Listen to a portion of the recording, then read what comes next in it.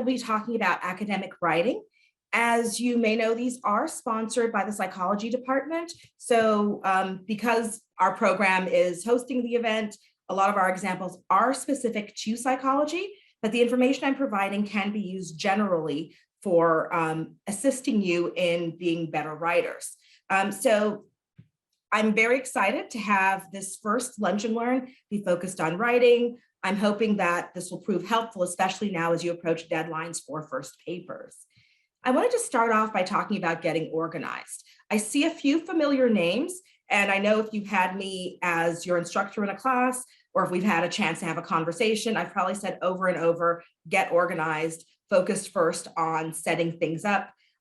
For those of you who are familiar with sort of restaurant terminology, a mise en place, which is like a putting in place. So it's really putting the pieces in place is the first thing you need to do. So by getting organized, the first thing you do is you read the assignment and you need to figure out a work schedule. What are you working on this paper? What does the paper call for you to do? Does the paper call for you to have specific information? What format does the paper have to be in? What are you expected to actually produce? Are you expected to write a letter? Are you expected to write an essay? Are you expected to write something that is very formal? Or are you expected to write something that's a little bit more informal? It's always good to first read the assignment, understand the expectations, and also ask questions if necessary. Now, the first step in writing will be in part setting up your document. If you are doing a document for psychology or for another field that follows APA style, you're going to, oh, there's a typo here. So it's 12 points times New Roman, not 2 points. Let's all make that clear. 12 points times New Roman or 11 points Calibri. Yeah, 2 points, most of us can't read that. Your paper should be double spaced, and that's in just about every field. The only case where your paper is not double spaced is if it's a letter. Letters in APA style are single spaced. You should have your page numbers to the top right for APA style, and you need to have a title page. Even if your paper is just 1 page long, please have a title page, except if it's a letter. Again, that's the exception. There are no title pages with letters. But in psychology, especially now with everything being digital, it doesn't hurt to have a title page. You're not going to be negatively impacting trees. You're just taking up a little bit of digital space. Now, once you have read the assignment, thought about your work schedule, set up the document, it's time to save it. Now, save your document multiple times and save it in more than one place. My suggestion is use a flash drive and some sort of digital repository for saving your document. Some students use what's available to them through the college. Other students like to use Google Drive. There are students who use a variety of different spaces, but save your document in more than one place. Name your document something you're going to recognize. So if you have 5,000 documents called paper 1, that's a problem. But you might have several documents that are labeled with the class name, the name of the assignment, and then your name, and that helps you to organize everything. So for example, I tend to prefer, and I remember when I was a student, I used to label everything by the class name first. So PSY 101, for example, paper 1 dot JDO or whatever your initials or name is. Or PSY 101, JDO, paper 1. And then with each of these, you can just change the name of the document with each assignment. And like that, all of your assignments for the course can kind of stay together. One thing I like to do is to have a folder for each course. So just as I have a physical folder for materials sometimes, I also have digital folders for courses. And so whether your digital folder is on a flash drive, on your computer directly, or it's on some sort of virtual drive, have a folder for the course. It's a good idea. And as I said, keep everything in 2 locations, have doubles of everything so that if, for example, you have some sort of problem and your flash drive gets lost, you still have another copy of the paper. So another part of getting organized is reading the assignment again. Yes, you should read it more than once, and you should make sure that you fully understand it and ask questions. Sometimes you read the assignment the first time, you think you get it, and then the second time you'll notice something a little bit different, and you'll realize that maybe you need a little more information, or maybe the direction you were going into at first is not the one you want to continue to go into. So read the assignment a second time, start gathering your materials. Look at the reading assignments from the course, look at your notes, look at outside sources. Very often, assignments are directly linked to the material you're being assigned in a course. So if the assignment is, let's say, for example, let's say the assignment is about physiological development in early childhood or physiological development in infancy, then you're going to look at whatever infancy materials or early childhood materials were assigned to you as readings for that particular course. Look at the syllabus, look at the course folders, look at everything that's available, look at your book, and look not just at the assigned pages, but also if you have a book, look at the index and see, where something is about physical development in that specific stage. Look at your notes. Yes, you are supposed to have notes. Even though these are online classes, you should be taking notes when you read. You should be taking notes, when you are reading over the weekly folders. You should be keeping notes, period, just to help you stay organized in the course. Note-taking is in some ways essential to learning. And for some of us, we learn better actually when we have notes. I know for me, I learn better when I write things down. Other people learn better when they type. Other people learn better just through repetition. And part of note-taking is repetition. You're repeating things in various forms, which can enhance processing. And those of you who are taking intro or general psych, you'll be doing memory soon, so that'll make even more sense in a couple of weeks. So outside sources. If the assignment tells you you should have 2 articles minimum, that means you need to have 3. So very often, the 2 that they recommend is going to be the bare minimum. You want to go above the bare minimum and you want to have 3. Now, what types of outside sources should you use? So obviously, sourcing depends on the field you're in part, but it also depends on the course. You want to, number 1, use assigned readings. You want to focus on peer-reviewed articles if you are in a social science. And in particular, you want primary sources. So those are going to be empirical articles and theoretical articles. And you also want secondary sources. Those are going to be literature reviews, for example. You could also use book chapters. You can use research reports. Research reports can be found in a wide variety of different places. But what you want to keep in mind is that if you're looking for research reports online, you want them to be from a .org or a .gov, not from a .com. .edus are also really good sources for research reports. I tend to look, for example, to the Department of Labor Statistics. I look at the Society for Research on Child Development. I look at the American Psychological Association. So all sorts of different places are going to have information that you might find useful and that might enhance your papers. And again, it's going to depend on what field you're in. A peer-reviewed article, typically you can find that by going to a database using the Newman Library. So if you go to the Newman Library website, you'll see there's databases. There's a little button that says databases. Click on that and look for databases in your specific field. So if you are a psychology student, APA Psych Info or just Psych Info, that's going to be the database of choice for you. If you are a developmental specifically student, let's say you are on the developmental track as an undergrad or a grad student, ERIC, which is the educational research database, that will be helpful to you as well. But Psych Info is going to be the main one, and it's one you should learn how to use. And it has a variety of options for narrowing down searches. I will have a lunch and learn where I show you how to use Psych Info, and I teach you a few tricks for using connectors to get better and more specific information. Now, in terms of what you should prioritize when you are looking for sources to base your writing on. So one is going to be literature from the past decade.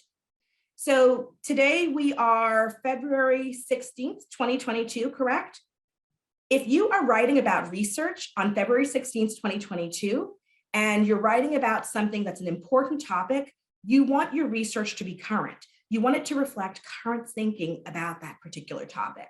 So for example, often what I find is that students will write about a topic such as teenage pregnancy, and they'll cite literature from the 1990s. The 1990s, that's 30 years ago, right? That's 30 years ago. So the numbers are not current. You want something from the past decade. And if it's a topic such as, teen pregnancy, smoking, substance use, you want it to be something within the last 5 years more specifically, because those numbers are constantly updated. The CDC updates these numbers, the National Institute of Health updates these numbers. There are loads of places you can look to find updated numbers. And so again, past decade is your priority, past 5 years when it's something that's narrow, that's specific, and that is research-based, that needs to be updated in terms of our understanding of the topic. What do I mean by seminal works? Seminal works are going to be works that are very important to the field. So for example, if you are citing Piaget, it doesn't matter that Piaget's piece that his piece on intelligence was written in the 1950s. You're still citing a 1950s piece. The decade rule does not apply to Piaget. And again, you want to read Piaget directly. He wasn't that great a writer, but Piaget it's better to read Piaget than to read someone else's interpretation of Piaget, unless you're writing a paper on someone else's interpretation of Piaget. So Piaget, whether you read him in English or in French, wasn't that fantastic a writer. Freud, fantastic writer, great beach reading if you go to the beach, great bedtime reading. But these are seminal works. They're very important. They're essential to our understanding of the field, where a lot of theories have been formed in opposition to them, and a lot of theories have emerged in support of these particular seminal works. Now, things to avoid citing in your papers: the popular press. You want to avoid, for example, citing, students often want to cite Newsweek, Time Magazine. So those are fantastic publications for your personal reading. They're not fantastic publications for you to cite, in that they're often tertiary sources, meaning that they're going to base their articles on several other pieces, particularly as relates to science. And so what you want is to go for, again, a .edu, a .gov, or a .org in terms of citing, numbers or reports. If it's something where you absolutely have to cite the popular press, go ahead. But keep in mind that you want to limit the number of popular press citations to maybe one. So .com citations, 1 or 2 at the very, very most. And that's 1 or 2 if you already have 20 other sources or something of that sort. You also want to avoid citing dissertations or a master's thesis. A dissertation is done in fulfillment of a degree and has not been peer reviewed. So there are cases where a dissertation may have certain flaws, and you may not be aware of those flaws. Most of them are publicly available. Most of them are widely available. They're great as sources for finding a sense of direction in terms of where to go next, but they're not necessarily the best sources in terms of citations. TED Talks also, you want to limit your use of them, because again, those are not necessarily grounded in fact, and they are, again, secondary or tertiary sources. Avoid citing blogs, avoid citing dictionaries, and avoid citing textbooks that are not assigned for the course. So the textbook that's assigned for your course, go ahead and cite that, and avoid citing anything that is not assigned to the course. So once you have gathered all of your materials, the next step is to think about what your thesis is. Your thesis is going to be your central argument. It's going to be the major point that you're going to put forward and that you're going to support within your paper. So your thesis should be in your own words, and it needs to directly address the topic of the paper. Now, how do you come up with a thesis? Start off by reading. So gather your source materials and read them, write down your thoughts, and then start composing a statement and then revise it. So again, a big part of writing is revision, and there may be times where you're revising over and over and you're going back. And that's why the first step I suggested to you was organize your time. So figure out how much time you need and get organized, and don't wait until the last minute. And keep in mind that when you say to your professor, oh, I did this the night before, that, probably what you're not seeing is a look of horror on our faces when you say that. And again, give yourself time, and give yourself time for revision in particular. Now, let me give you an example of a thesis. And this is taken from the Bedford Guide of College Writers. I highly recommend that guide. It has really wonderful tips for writing. If you are a student who's coming back to school after being away for a little while, it can be really, really helpful. So this is an example of a thesis for an IO paper. So let's imagine an industrial organizational psych class where you're being asked to write about some sort of controversy, and you decided that you want to write about the issue of employers monitoring their employees' internet usage. So an example of a thesis would be, although companies often have legitimate concerns that lead them to monitor employees' internet usage, from expensive security breaches to reduce productivity, the benefits of electronic surveillance are outweighed by its cost to employees' privacy and autonomy. So again, a thesis is going to be your perspective or a perspective that you present and that is grounded in research and in your understanding of the topic. So as I mentioned, you have to first do your reading, you have to be informed. You're not writing randomly, you're writing based on information that you have collected, you're writing based on information that you have learned in the course, and you're then going to work towards supporting your writing, supporting your thesis as you build the paper. So we started off with a thesis, and then we can do something to build around it. And I like to have outlines. Some people do not like outlines, but I think it's a good idea just to have a rough idea of what you're going to write about. So what I'll do, for example, is I'll put my thesis at the top of the page, and then I'll list major points, and I'll add ideas to justify each point underneath. So it really is about organizing thoughts and getting things together so that you're in a position where you can feel that you have everything set up, and it's just a matter of writing and filling in blanks. Okay, so let me give you an example of making a point and then supporting the point when you're writing an outline. So I have a sample outline in the handout that some of you already received. The handout is also available in the chat. Thank you to our support team today for all of their hard work with putting together things in the chat and also with the captions. All of this is a team effort, and I'm really appreciative of their support. So let's say, for example, you have the central argument. Although employers are always although employers have always monitored employees, electronic surveillance is more efficient than other methods. So more efficient could also mean more intrusive, right? So there's a wide variety of ways that you can then support this argument. So supporting points would be, for example, employers can gather data in large quantities. Electronic surveillance can be continuous, and electronic surveillance can be conducted secretly with keystroke logging programs. And what you would do is you would have sources to support each of those points.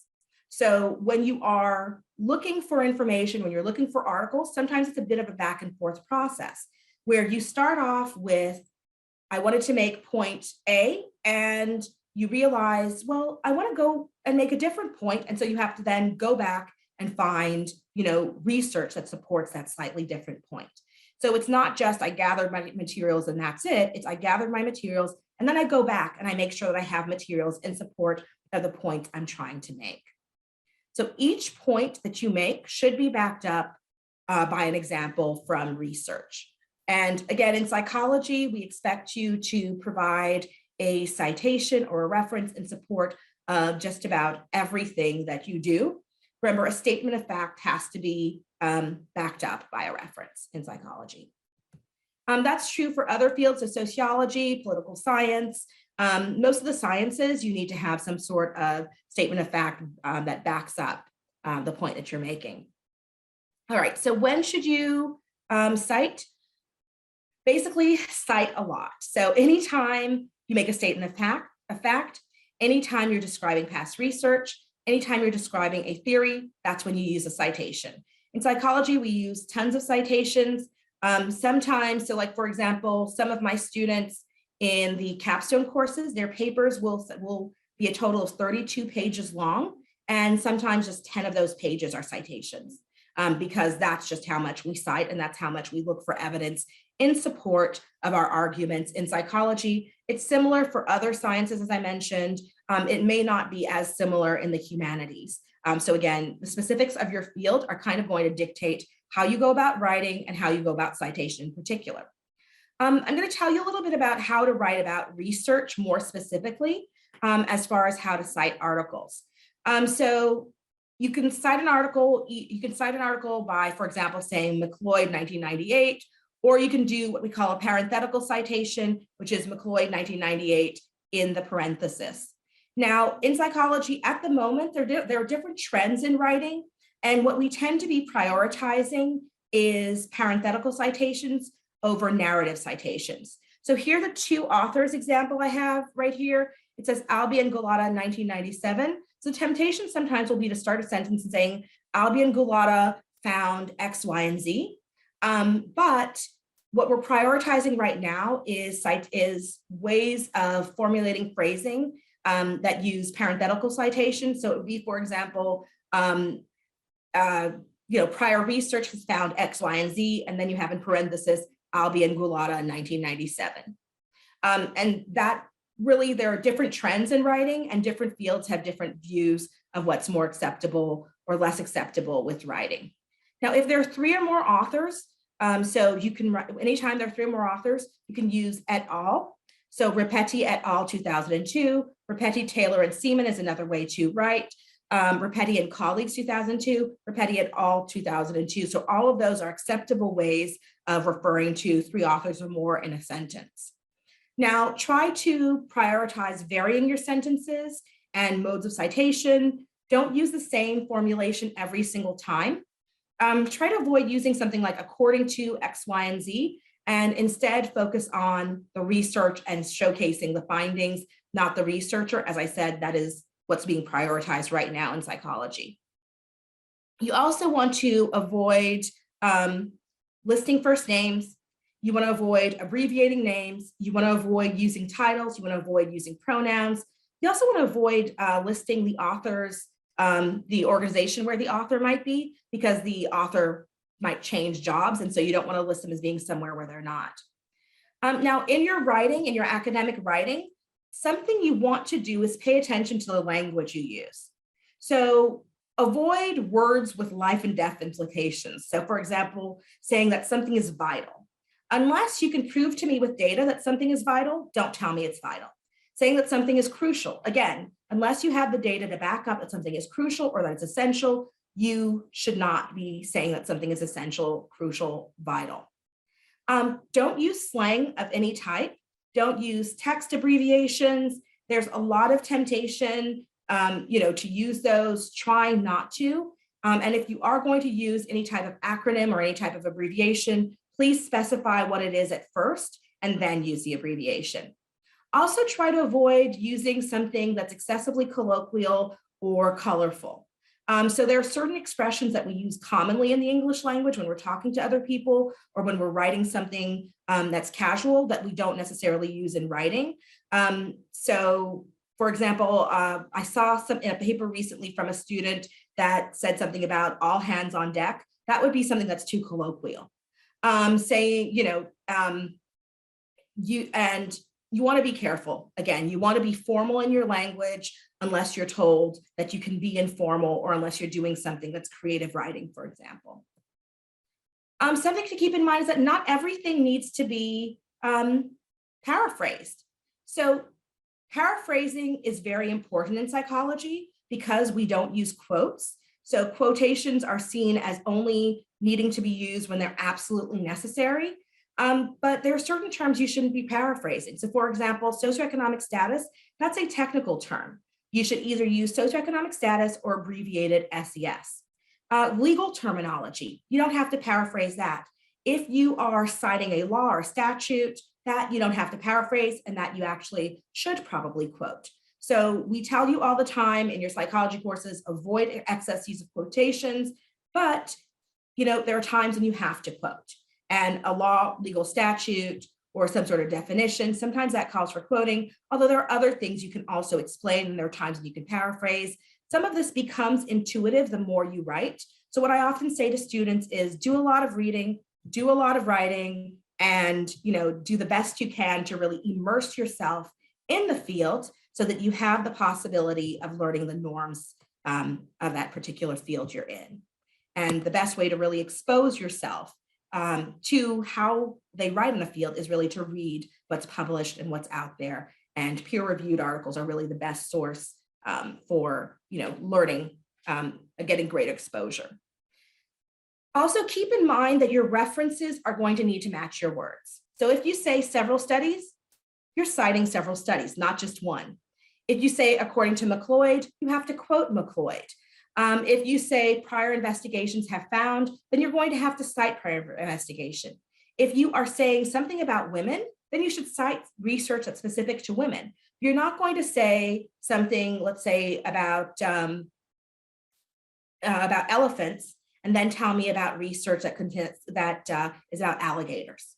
You want your sources to match the information that you're presenting. You want to be specific, you want to be clear, and you want to keep in mind that there are some professors who, when they grade, give themselves time to grade and may actually look at your sources. I will look at your references and I will read your references if necessary, if I don't really know them. And I know a lot of my other colleagues do that also. So let's go through some common errors in academic writing. Something to keep in mind is that the year of publication of the article is not the year of the research was conducted. So to give you an example, I have a 2012 article that I've seen cited a couple of times by different people, and I saw it in one student paper where the student said this research was done in 2012. No, my research was actually done in 2008 and 2009. It's just that the paper wasn't published until 2012. So the year of publication is not the year the research was done. Something else to be careful with is misgendering authors. Avoid references to gender at all costs. Avoid quoting excessively, only quote when you absolutely need to. And also, as I said, avoid listing the author's university affiliation. So for example, if someone referenced one of my 2019 articles, they would list me as being at Middlebury College. Now, obviously, I'm no longer there. I'm at CUNY SPS, and so that would be an error. So you want to be careful and not say someone is where they're not. Now, before you hit submit, there are a number of things you should do. One, read the guidelines for the paper again. Read your outline and check to see if your paper matches the outline. And then finally, read your paper out loud to yourself. Reading out loud, you catch so many mistakes. There are so many different strategies for editing, for reading, and I highly encourage you just to give yourself always a day or two to do the edits and give yourself time to revise your papers, simply because it does make a difference and we can always tell. I'll often say to students, this paper looks like it could have used an extra edit, and because I can tell that you could have read your paper one more time or two more times, and that you probably would have caught that little typo, or you'd have caught that your sentence didn't quite make sense, or your sentence could have been a little clearer. So read the paper out loud. If there's someone whom you trust to read your work, have the person read your work. If you are someone who needs to print out the paper, print it out on recycled paper and go through it, and then go back to the screen. But really give yourself an opportunity to succeed by giving yourself time to work on your papers. And that was the essential of our presentation. Now we have a little bit of time for questions. And I see one. Unfortunately, we're short on time. I don't know how this happened, but I see a question from Ms. Healy. How do you cite a code of ethics? Additionally, do you cite it for every point in a list on a discussion board post? No, so you would cite this once or twice if you're citing a code of ethics. Now, in terms of how you would cite it, you cite it according to where you got it from. If you go to the APA style, if you go to apastyle.org, you can actually look up different ways of citing. So apastyle.org, by the publication manual or by the simplification of the publication manual, those are ways to really see how everything is cited. If you are in a psychology course, we have an APA resources tab in every single cite course. Click on that tab and you will see different modes of citation, and you'll see worksheets and different things that are meant to help you in terms of citation. Okay, let's see, other questions. So yes, this recording will be sent out to participants. See, and we don't have much time, so you can also send me your questions afterwards. You can contact contact the psychology program at SPS, and they'll forward the questions to me. Now, let's see, I don't see other questions, and we are almost out of time. Are there any hands raised? Anyone have questions? I just want to initially thank you for all of the information that you've given. It's been very, very beneficial.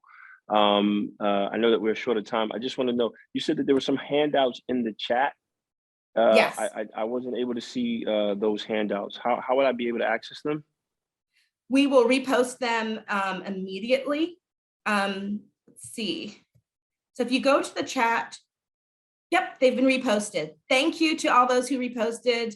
Thank you to those who reposted them. Can you see it now?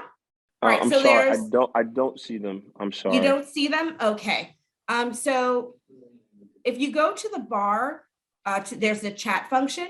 You can click on chat and it will be there and we will repost it. Another thing you can do to get a copy of the handout is to email. You can email the psychology program and we will send you the handout. Okay? Okay. Okay, thank you so very much. You're welcome. You can also reach out to the events team regarding the handout if you're having trouble accessing it. Let's take one more question since we ran over. One more question. Okay, I don't see any more questions. I don't see any hands raised. So what I'm going to do instead is to wish you the best of luck as you work on your papers. Give yourselves time to work, give yourselves time to read over your work, read your papers out loud, talk to people about the assignment if it's not clear. And again, I wish you the very best in the continuation of your semester. We have other lunch and learns coming up, including one where we'll talk about library resources. And thank you for coming today. And I'm going to wish you the very best as you go along this term.